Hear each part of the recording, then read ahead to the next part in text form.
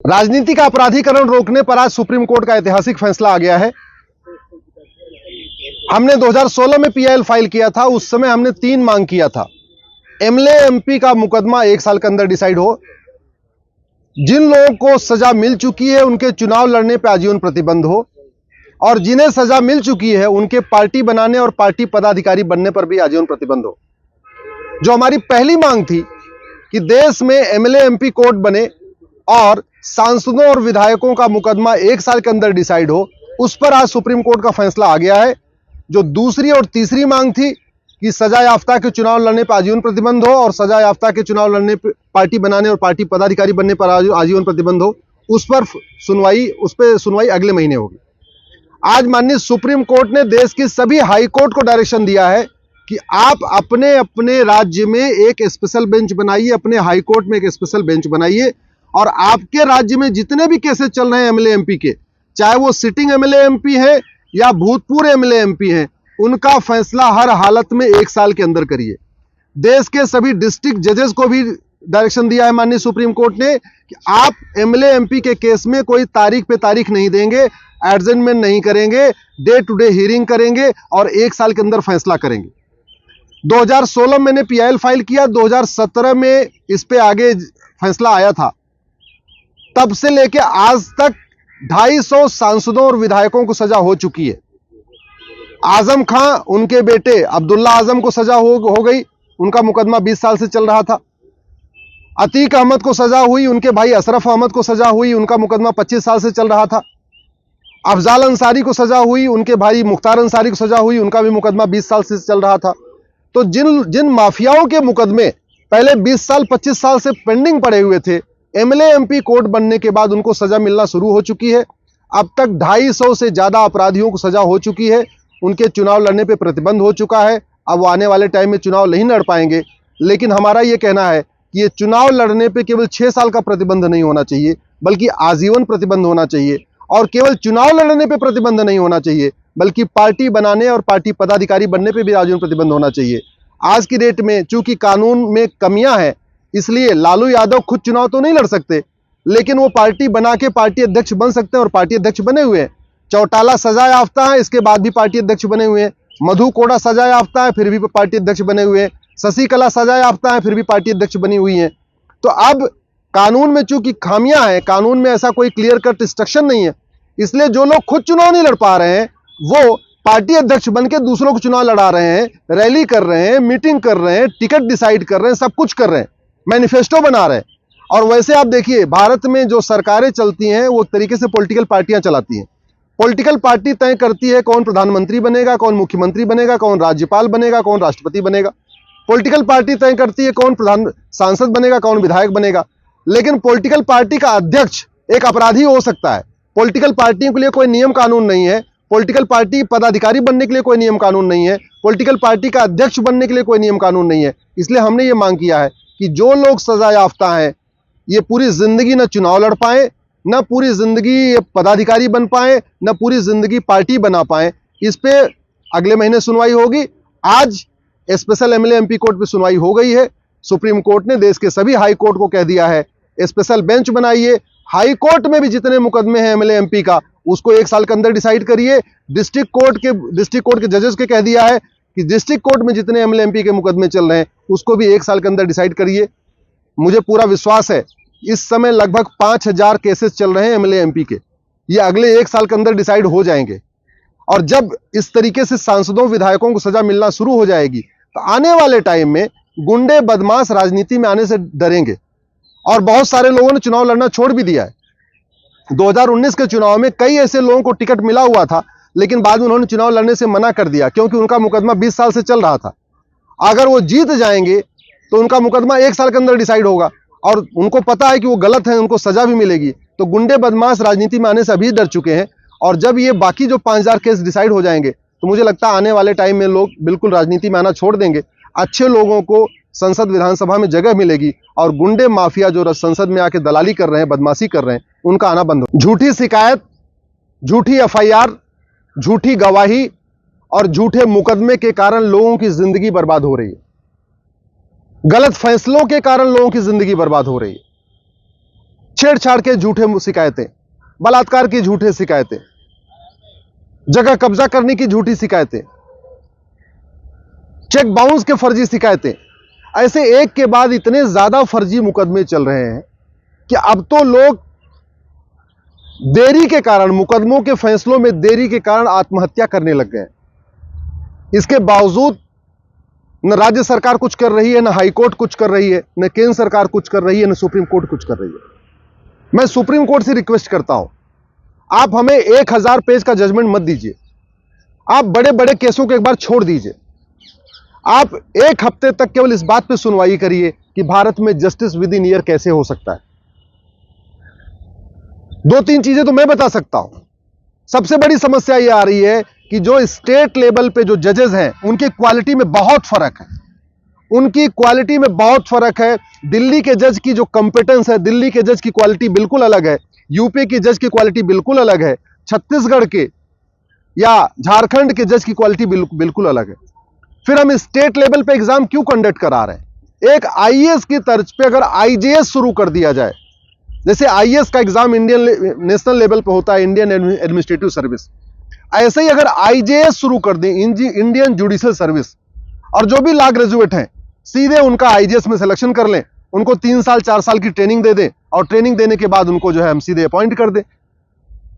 जैसे यूपीएससी सबका return pre करता है, यूपीएससी सबका मेन एग्जाम करता है, उसके बाद अलग अलग स्टेट वाइज कैडर दे दिया जाता है। ऐसे ही अगर यूपीएससी प्री और मेन आईजीएस का कर ले, उसके बाद कैडर अलॉट कर दे, रिस्पेक्टिव डिस्ट्रिक्ट जो रिस्पेक्टिव हाई कोर्ट है वो उनका इंटरव्यू करके सिलेक्शन कर लें, अपने अपने राज्यों में अपॉइंटमेंट कर दें, तो दिक्कत कहां से है?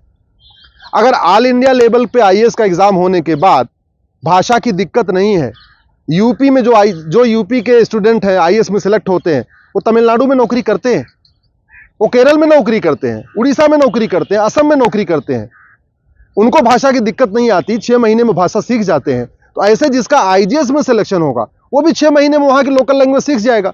वो रहने वाला हरियाणा का होगा, लेकिन 6 महीने के अंदर अपना तमिल सीख लेगा। हम कहते हैं 6 महीने नहीं, साल भर में सीख लेगा, ट्रेनिंग होते होते सीख ही लेगा। जब तक आईजीएस नहीं शुरू होगा तब तक भारत में जो बेस्ट टैलेंट है वो जुडिशरी में नहीं आएगा। दूसरी बात ये जो अभी क्रिमिनल प्रोसीजर कोड है, जो सिविल प्रोसीजर कोड है अंग्रेजों का बनाया हुआ, जब तक ये खत्म नहीं होगा तब तक भारत में फर्जी केस, फर्जी मुकदमे, फर्जी गवाही बंद नहीं होगी, झूठी शिकायतें बंद नहीं होगी।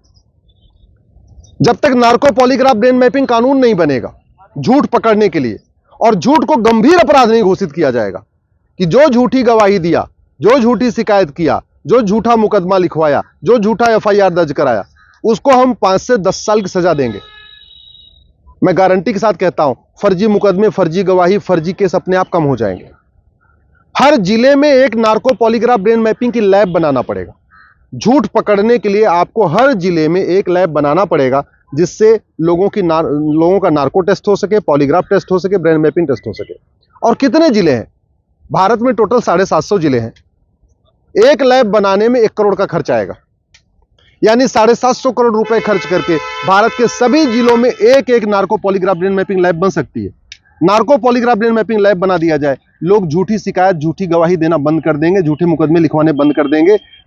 जैसे परमाणु बम बार बार चलाया नहीं जाता, बस बना के रखा हुआ है डराने के लिए। अग्नि मिसाइल रोज रोज नहीं चलाई जाती है, बस बना के रख दिया गया है डराने के लिए। ऐसे ही सबका नार्को पॉलीग्राफ ब्रेन मैपिंग नहीं करना पड़ेगा। ये कानून बनते ही और लैब बनते ही लोग अपने आप झूठी शिकायतें बंद कर देंगे, झूठे मुकदमे लिखवाने बंद कर देंगे, झूठी शिकायतें बंद कर देंगे। जस्टिस विद इन ईयर हो जाएगा तो जो गरीबों की जमीनों पे अवैध जो दबंग कब्जा कर लेते हैं वो कब्जा करना छोड़ देंगे। जस्टिस विद इन ईयर हो जाएगा, 1 साल के अंदर मुकदमों का फैसला होना शुरू हो जाएगा।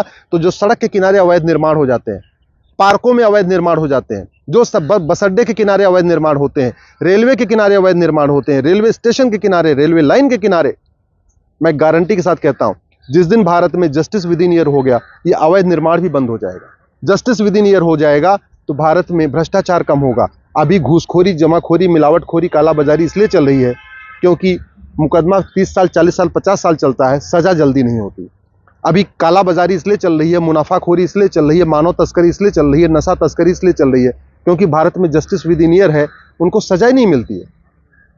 अगर जस्टिस विद इन ईयर हो जाए तो आदमी ने एक अपराध किया, तुरंत सजा हो गई, दूसरा अपराध करेगा नहीं और 10 साल जेल में रहेगा, 5 साल जेल में रहेगा, सुधर जाएगा। अभी तो क्या होता है कि एक अपराध करता है, सजा नहीं होती, दूसरा अपराध करता है, तीसरा, 25 जब अपराध कर लेता है तब जाके उसको सजा होती है। इस बीच तो वो 25 लोगों का मर्डर कर चुका होता, इस बीच तो 25 लोगों की जमीन पे कब्जा कर चुका होता। इसलिए जस्टिस विद इन ईयर जरूरी है। ये जो दहेज के झूठे मुकदमे चल रहे हैं, छेड़छाड़ के झूठे मुकदमे चल रहे हैं, बलात्कार के झूठे मुकदमे चल रहे हैं, पता चला साल 2-2 साल एक साथ में रहते हैं और जब नहीं पटती है तो कहते हैं जी हमारे साथ रेप हुआ। 2 साल के बाद, 3 साल के बाद कहते हैं हमारे साथ रेप हुआ है। अरे रेप अगर वास्तव में रेप होता है तो जिस दिन रेप हुआ उसी दिन जाके एफआईआर लिखवा देना चाहिए, अगले दिन जाके एफआईआर लिखवाना चाहिए। 2 साल लिविंग रिलेशन में रहने के साथ, 2 साल एक कमरे में रहने के बाद कहते हैं जी हमारे साथ रेप हो गया। ये कोई मतलब है क्या? कानून घटिया है, इसलिए समस्याएं बढ़ती जा रही हैं। मैं कहता हूं भारत की 80% समस्याओं का समाधान कानून बदल के हो सकता है। 50% समस्याओं का समाधान केवल जुडिशियल रिफॉर्म के जरिए हो सकता है, जस्टिस विद इन ईयर करने से हो सकता है। जस्टिस विद इन ईयर हो जाए, माओवाद नक्सलवाद खत्म हो जाएगा। जस्टिस विद इन ईयर हो जाए, अलगाववाद आतंकवाद बहुत कम हो जाएगा। जस्टिस विद इन ईयर हो जाए, रोहिंग्या बांग्लादेशी घुसपैठी छोड़ के भारत छोड़ के भाग जाएंगे। जस्टिस विद इन ईयर हो जाए, ये जो मिशनरियां और जिहादी झूठ बोल के लालच दे के धर्मांतरण कराते हैं, ये रुक जाएगा। जस्टिस विद इन ईयर हो जाएगा, मुनाफाखोरी, कालाबाजारी, नशा तस्करी, मानव तस्करी रुक जाएगी। जस्टिस विद इन ईयर हो जाए, जो मिलावटी दूध मिल रहा है, मिलावटी सब्जी मिल रही है, फल में जो जहर घोल के पिलाया जा रहा है, फलों में जो जहर मिलाया जा रहा है, ये सब बंद हो जाएगा। अगर हम वास्तव में भारत को कल्याण करना चाहते हैं, भारत को विश्व गुरु बनाना चाहते हैं, तो सबसे पहले हमें नियम कानून बदल के जस्टिस विद इन ईयर लागू करना चाहिए। जस्टिस विद इन ईयर का मतलब 1 घंटे के अंदर एफआईआर, 1 महीने में जांच और 1 साल के अंदर फैसला। केवल इतना हो जाए, देश में क्रांतिकारी बदलाव आ जाएगा। मैं माननीय चीफ जस्टिस ऑफ इंडिया से रिक्वेस्ट करता हूं, आप देश भर के सारे हाई कोर्ट से बात कर लीजिए, आप बार काउंसिल ऑफ इंडिया से सलाह ले लीजिए, अटॉर्नी जनरल से सलाह लीजिए, एडवोकेट जनरल से सलाह लीजिए, सॉलिसिटर जनरल से सलाह लीजिए। देश भर में सभी एक बार आप ओपनली सबसे सजेशन ले लीजिए। एक बेंच गठित कर दीजिए जस्टिस विद इन ईयर। वो बेंच 3 दिन, 4 दिन, 5 दिन सुनवाई कर ले और सरकार को बता दे कि जस्टिस विद इन ईयर करने के लिए क्या क्या करना पड़ेगा। सरकार को आप डायरेक्शन दीजिए। अल्टीमेटली चाहे वो न्यायपालिका हो, कार्यपालिका हो, चाहे विधायिका हो, सबका लक्ष्य तो यही है ना, अच्छा भारत बनाना, लोगों की सेवा करना, लोगों की समस्याओं को खत्म करना। तो एक बार आप जजमेंट, एक डायरेक्शन पास कर दीजिए, सरकार उसको लागू कर देगी। जो 10,000 करोड़, 5,000 करोड़, 15,000 करोड़ रुपए खर्च होगा वो खर्च हो जाएगा, लेकिन 1 साल के अंदर मुकदमों का न्याय होना शुरू हो जाएगा। तो भारत की दिशा बदल जाएगी, भारत की जो डेमोग्राफी बदल रही है वो रुक जाएगी, और सबसे बड़ी बात ये, भारत की जीडीपी 2% बढ़ जाएगी। अभी बाहर के लोग भारत में इन्वेस्टमेंट करने से डरते हैं कि अगर मुकदमा हो गया तो पता नहीं कितने साल चलेगा। और भारत की यंग जनरेशन जो छोड़ के भाग रही है, बाहर दुबई में जाके बिजनेस कर रही है, सिंगापुर में कर रही है, वो इसलिए कर रही है क्योंकि यहाँ कोई इंस्पेक्टर आके धमका देता है, मुकदमा चलता है तो 10 साल 20 साल चलता रहता है। जस्टिस विद इन ईयर हो जाएगा तो बिजनेस व्यापार भी बढ़ेगा, जीडीपी भी बढ़ेगी, भ्रष्टाचार अपराध भी खत्म होगा, आतंकवाद अलगाववाद भी खत्म होगा, धर्मांतरण भी रुकेगा, घुसपैठ भी रुकेगी, और अल्टीमेटली भारत में रामराज्य आ जाएगा।